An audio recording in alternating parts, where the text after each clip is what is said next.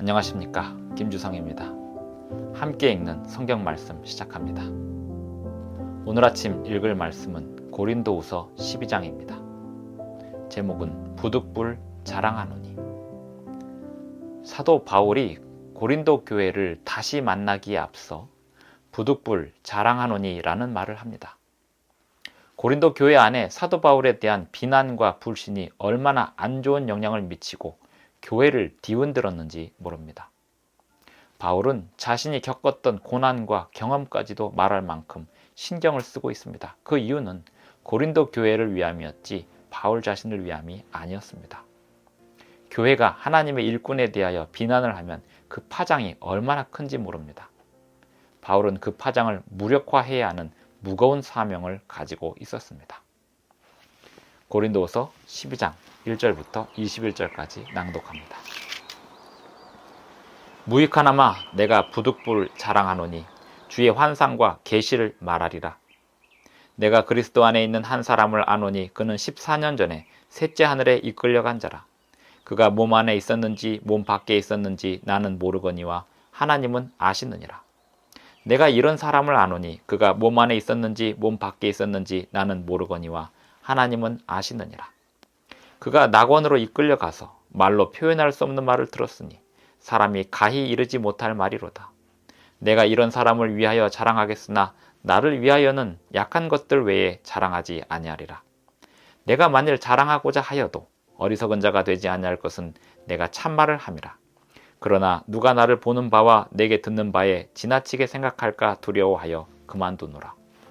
여러 계시를 받은 것이 지극히 크므로 너무 자만하지 않게 하시려고 내 육체에 가시 곧 사탄의 사자를 주셨으니 이는 나를 쳐서 너무 자만하지 않게 하려 하심이라. 이것이 내게서 떠나가게 하기 위하여 내가 3번 주께 간구하였더니 나에게 이르시기를 내 은혜가 내게 족하도다. 이는 내 능력이 약한 데서 온전하여짐이라 하신지라. 그러므로 도리어 크게 기뻐함으로 나의 여러 약한 것들에 대하여 자랑하리니 이는 그리스도의 능력이 내게 머물게 하려 함이라. 그러므로 내가 그리스도를 위하여 약한 것들과 능력과 궁핍과 박해와 곤고를 기뻐하노니 이는 내가 약한 그때에 강함이라. 내가 어리석은 자가 되었으나 너희가 억지로 시킨 것이니 나는 너희에게 칭찬을 받아야 마땅하도다. 내가 아무것도 아니나 지극히 크다는 사도들보다 조금도 부족하지 아니하니라. 사도의 표가 된 것은 내가 너희 가운데서 모든 참음과 표적과 기사와 능력을 행한 것이라. 내 자신이 너희에게 폐를 끼치지 아니한 일밖에 다른 교회보다 부족하게 한 것이 무엇이 있느냐. 너희는 나의 이 공평하지 못한 것을 용서하라. 보라, 내가 이제 3번째 너희에게 가기를 준비하였으나 너희에게 폐를 끼치지 아니하리라. 내가 구하는 것은 너희의 재물이 아니요 오직 너희니라. 어린아이가 부모를 위하여 재물을 저축하는 것이 아니요 부모가 어린아이를 위하여 하느니라. 내가 너희 영혼을 위하여 크게 기뻐함으로 재물을 사용하고 또 내 자신까지도 내어주리니 너희를 더욱 사랑할수록 나는 사랑을 덜 받겠느냐. 하여간 어떤 이의 말이 내가 너희에게 짐을 지우지는 아니하였을지라도 교활한 자가 되어 너희를 속임수로 취하였다 하니 내가 너희에게 보낸 자 중에 누구로 너희의 이득을 취하더냐. 내가 디도를 권하고 함께한 형제를 보내었으니 디도가 너희의 이득을 취하더냐. 우리가 동일한 성령으로 행하지 아니하더냐. 동일한 보조로 하지 아니하더냐. 너희는 이때까지 우리가 자기 변명을 하는 줄로 생각하는구나. 우리는 그리스도 안에서 하나님 앞에 말하노라. 사랑하는 자들아, 이 모든 것은 너희의 덕을 세우기 위함이니라.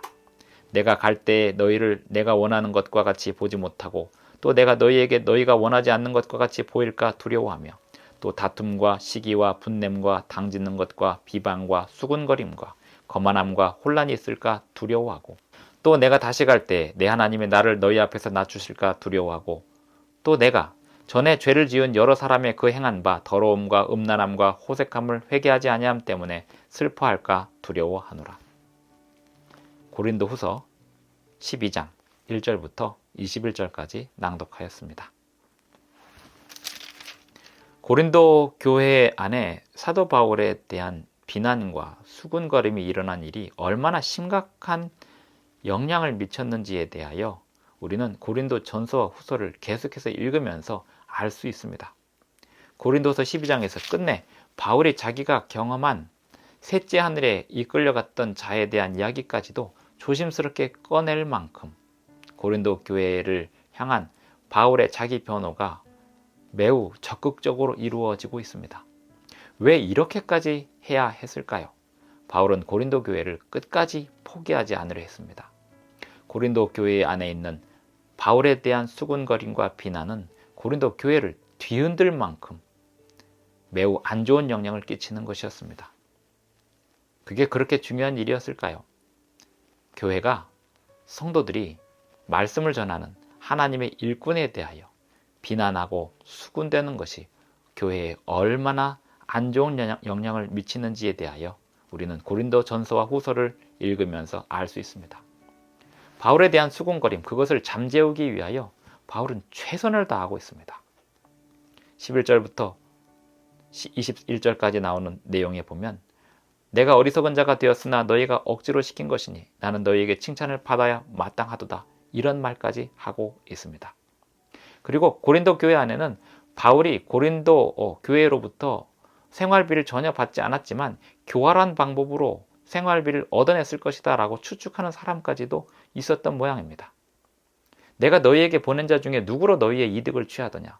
내가 디도를 권하고 함께한 형제를 보내었으니 디도가 너희의 이득을 취하더냐? 우리가 동일한 성령으로 행하지 아니하더냐?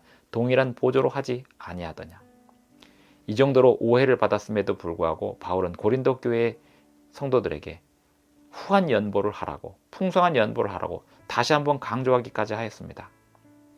오해를 받을지언정 그 오해를 완전히 불식시켜야 되는 일도 필요했지만 그 오해가 싫어서 헌금을 하지 않아도 된다고 이야기하는 것 또한 좋지 않은 일이었기에 풍성한 연보를 계속해서 강조하면서 바울 자신이 그것으로 인하여 아무런 이득을 취하지 않다는 얘기를 계속해서 강조하고 있습니다.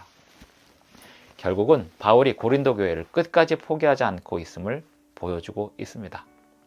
교회가 하나님의 일꾼을 비난하는 죄에 빠지게 되면 교회는 큰 위험에 빠지게 됩니다. 바울은 자기 자신에 관한 문제임에도 불구하고 고린도 교회가 자기 자신에 대하여 비난하는 성도들을 가지고 있었음에도 불구하고 자기 자신이 직접 고린도 교회를 가기에 앞서 그 문제를 해결하기 위하여 최선을 다하고 있습니다. 오늘날 하나님의 백성들이라고 하는 성도들로 이루어진 교회 그리고 기관이 하나님의 말씀을 전하는 자들에 대하여 비난할 거리를 만드는 일은 얼마나 무서운 죄를 짓고 있는 것인지 항상 우리는 생각하고 고려해야 하겠습니다. 기도하겠습니다. 하늘에 계신 우리 아버지, 오늘도 우리에게 새 아침을 주셔서 감사합니다. 주님의 몸된 교회를 섬기는 일에 언제나 겸손하고 자만하지 않게 하시며 주님께서 교회에 맡겨주신 그 모든 사명을 온전히 수행할 수 있도록 그리고 끝까지 수행할 수 있도록 도와주시옵소서. 예수님의 이름으로 기도합니다. 아멘. 감사합니다. 오늘도 행복한 하루 되시기 바랍니다.